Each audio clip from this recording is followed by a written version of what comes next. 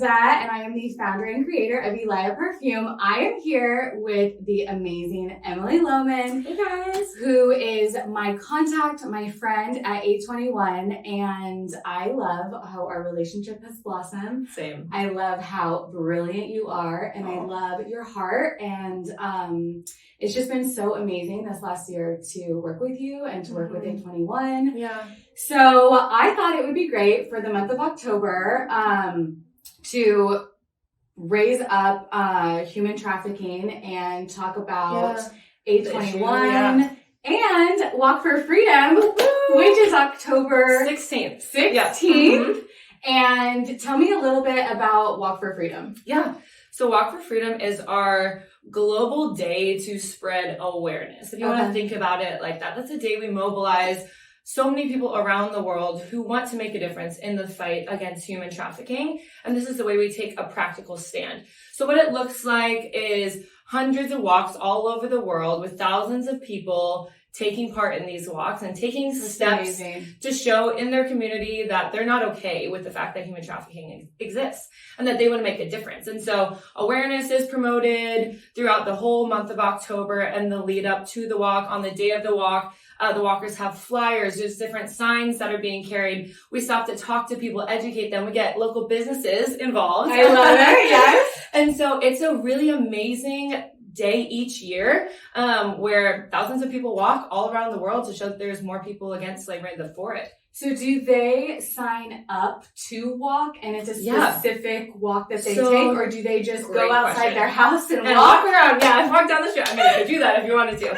But basically how it works is you can apply to be a host of a walk. So we have 19 locations of A21 all over the world, but we have so many amazing volunteers. And volunteers really are like the lifeblood of our organization. And so volunteers will sign up to host a walk in their community. It can be as big as they want to be. Like for instance, in San Fran in 2019, we had to walk across the Golden Gate Bridge. Wow. So massive, amazing. But then we have some people who sign up to be a host and then they just do a walk in their neighborhood. Nice. They walk around, they walk down the street, they get their neighbors involved, etc. It's all about spreading awareness in your community to whatever capacity you can do it. So whether you signed up to host a walk or if you want to just participate, you can go to a21.org/walk. And then when you scroll down, there's like this interactive map. You can put in your address and find a walk that's closest to you. Wow, so it's already set up. And then you join that walk that's closest in your area. You get all the details. A lot of these walk hosts, they'll be fundraising to support the work of A21, so you can do that as well. So where do you go to find out where to join to walk to raise awareness? Totally. So it's a21.org/walk. Okay. And then when you scroll down, there's an interactive map and you just type in your address. That's amazing. I know, it's amazing. And then if you want to host a party. Yeah, if you want to host a walk, so host applications for this year have actually already been closed. Okay. But normally we open them at the end of July. Okay. And so then you go through an interview process with our team, and we give you all the tools you need to make your walk possible. And then once you get approved as a walk host, we put you on the website and people can start joining. So the walk generates awareness. Do you have any donations or fundraising that is attached to this? Totally. So the walk is actually one of our largest fundraisers throughout the year. There's so many people who are brought to awareness of the issue of human trafficking through the walk. And so we have each walk host normally fundraises with the people who are joining their walk. So they'll have a goal. So let's say you were hosting the Orange County Walk. You'd be like, my goal is $20,000 or who knows. Okay. And then the people who are walking with you, they're trying to get their friends and family involved, their local businesses involved, just pulling on their sphere of influence to also give to the organization. So every dollar that's raised through Walk for Freedom goes to our operations around the world. But Walk for Freedom is one of our major campaigns of the year. I love it. It's amazing. It's super awesome. And what's really cool, obviously we didn't get to do it in 2020 because of COVID and social distancing. I was going to say, I don't it wasn't possible. It wasn't possible. And so, and so this year, obviously there's still some restrictions, and in other countries around the world, some of them are fully locked down. So we have what's called the Walk for Freedom Challenge, which you can look up online if there's not a walk in your area or if you are under COVID restrictions. So you can look that up and find other ways. I love that. Okay, so can you just tell me, how did A21 get started? Yeah, so A21 officially got started in 2008, but prior to that, Christine Kane and Nick Kane are founders. Who I love them. They are the best. Yes, they're amazing. So Christine Kane was already at that point speaking all around the world. About human trafficking or just in general? Okay. And so she went to do like a speaking event in Greece, in Thessaloniki. And so that's where we have like our basically flagship office. But when she went there, she was, getting her bags at baggage claim, and she saw missing children posters, but they kind of looked different, and she was drawn to it because she saw the name Sophia, which is the name of her youngest daughter. And so then she asked one of the workers, hey, what is this? And she basically told her these are the alleged victims of human trafficking. And so at that point, she's like, what does that mean? Started doing research, started looking into, are there any organizations that Nick and I can support? And Christine Kane is obviously such an amazing speaker. She's like, okay, if I find an organization that we can get behind, then I can just tell everyone about it. I can just give it to the people to support. And they weren't able to find what they were looking for. And so for a little bit, they tabled it. And they're like, okay, I don't know. But then the Lord really, really laid it on their hearts. They had some dreams, different things. And basically that led to A21 in 2008. I love it. So I actually found A21 when I was starting Elia. I knew I wanted to give back to human trafficking victims.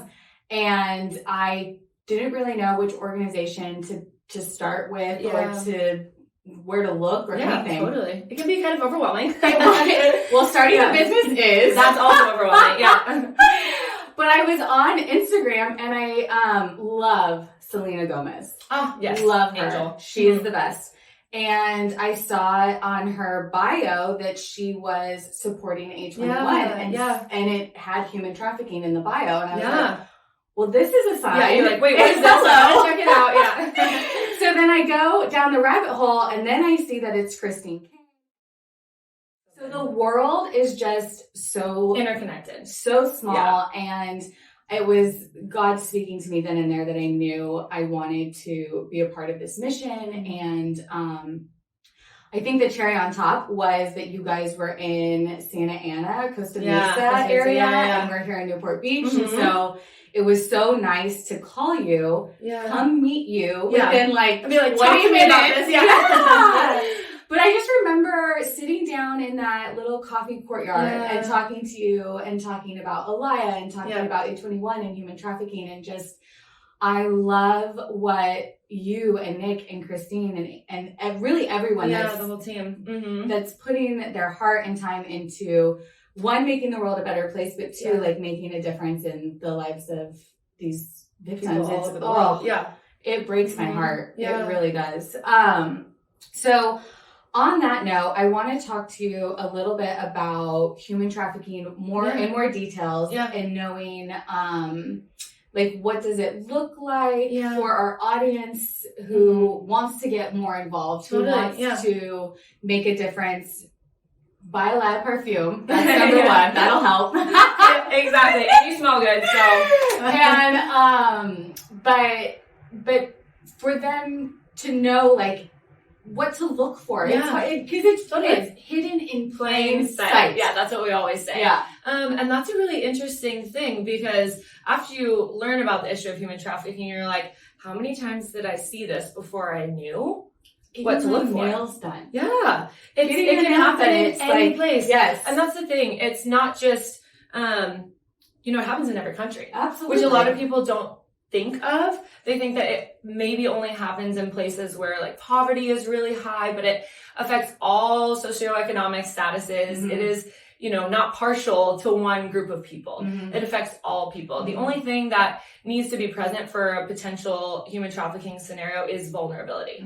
And that can look like poverty. That can look like a war-torn area. That can look like an exchange of power in the government that leaves the people in disarray. But that can also look like someone who comes from a really wealthy family who's lonely. Let's say their parents travel a lot and they're looking for love from someone. And that's what we call the lover boy method, which I know I've talked to you about, which is basically where a guy poses as a boyfriend and a lover, and then they're in Just a someone that relationship they with this feel they person. could be safe with. Yeah. And so they're in a real relationship, but they don't realize that this guy is putting on a front, and then it starts to go down a dark path.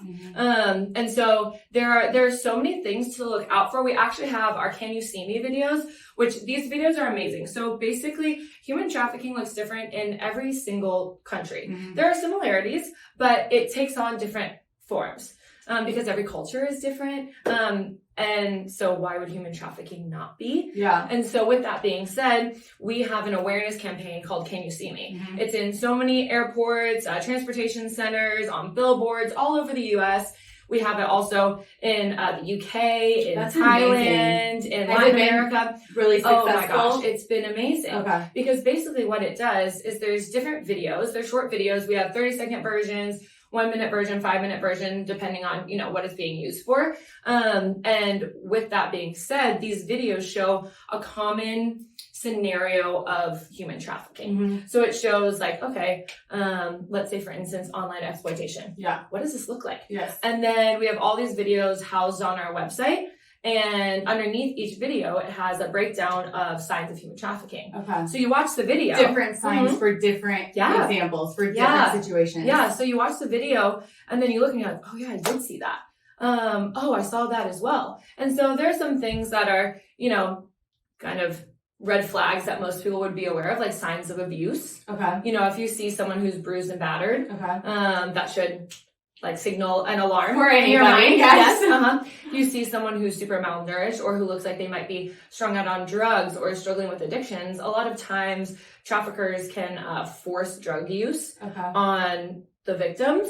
And then they subsequently become addicted. Yes. And so that can present itself as well. You also have, again, people who maybe don't speak the language. And then you recognize that the only words they know are labor-related or sex-related. Okay. And then you have also signs of... It's very interesting, right? Yeah, that is interesting. That's very a good point. That was one of the things that I was like, oh, why when didn't I think learned of that, I'm like, okay, yeah. it makes sense, but I wouldn't have initially gone there in my mind. And that's what A21 is here for, is to share those... To educate. Tidbits and... Then 100%. When you hear, oh, this person's only talking about sex and labor, and it's like, okay, I think I might need to make a phone call. Totally. Or you see someone who is very visibly being controlled by someone where they're not speaking for themselves. You can tell when a person is uncomfortable. As human beings, we have a level of instinct for those things. Again, if you see those signs of physical abuse as well. And I think with Can You See Me, it's the whole thought of if you saw something, would you know what to do about it? Yes. Can you actually see me? So segment into what to do. What do you do when you see something like that? And a lot of people over